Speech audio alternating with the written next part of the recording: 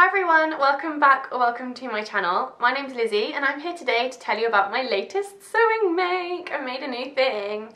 I finally got around to making the named clothing Paola Turtleneck tee. I've been wanting to make this for ages but it just kept slipping down the makes list. But I finally made it and I'm so pleased with it.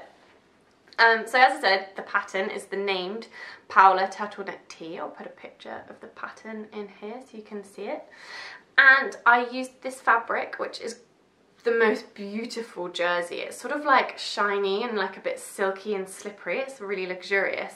And I bought it from Sew Over It. I'm not sure if they have it anymore because I bought it quite a while ago, but if they still do, I'll link it in the description below. But it's called Lightweight Jersey in Vintage Brass, and I bought 1 meter of it. The pattern called for 1 meter 35. It was a bit of a mistake buying only 1 meter because I had to cut one of the sleeves out on the fabric the wrong way, which I know is a real sin and I shouldn't do that, but it's worked out fine. So yeah, it's £5 a meter, so for a half meter, sorry, £5 per half meter. So I spent £10 on this lovely piece of fabric, and it's 100% cotton. So the Paola Turtleneck is a really simple pattern. I'd highly recommend it for, you know, beginners or anyone because it's just really simple. And it also goes into quite a bit of detail in the instructions. So if you are a beginner, the instructions are great because it goes quite deep into the background of, you know, how to cut out your fabric, how to stick your PDF pattern together, etc, etc. If you're a more advanced sewer, then of course you can just skip ahead to the main instructions, but it's great that it's got that extra info if you need it.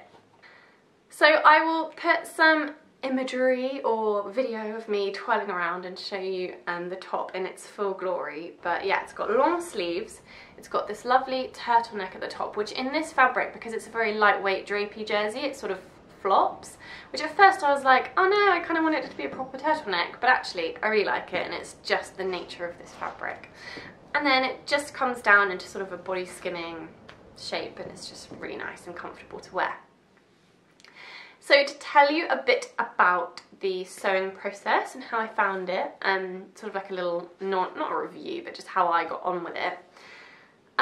So I did the elastic wrong. You use clear elastic to stabilise the shoulders, and I put it in as a sandwich. So I did fabric, elastic, fabric, and sandwiched it together, which is totally wrong because it meant that when I then turned it in the right way, the elastic was sticking out along here. That was a real brain moment. There's no reason for me to make that mistake. It was, the instructions showed it perfectly clearly, but that was a bit of an unpicking brain moment that I had. One thing I did wrong, I finished the sleeves wrong, and I found it quite confusing. Well, I found it confusing at the end when I realised I'd done it wrong, because the pattern tells you to finish the sleeves, and then it tells you to finish the sleeves again at the very end. So I read the initial instruction of finish the ends of the sleeves, and so I actually hemmed the sleeves before I'd sewn the sleeve together. Like normally you'd sew the sleeve together and then you'd hem the sleeves at the end. The instructions said finish the hem of the sleeves, so I was like, okay, just follow the instructions. And I think with hindsight it probably just meant finish the edges, as in zigzag, overlock, whatever you like to do, but this is jersey fabric so you don't need to do that. So I was like, oh okay, I'll just hem it now. And then at the end it told me to actually properly hem the sleeves. So just be wary of that, don't make the same mistake I did by doing that. So that was a slightly confusing part of the instructions, but I think it was just me not really properly understanding the terminology.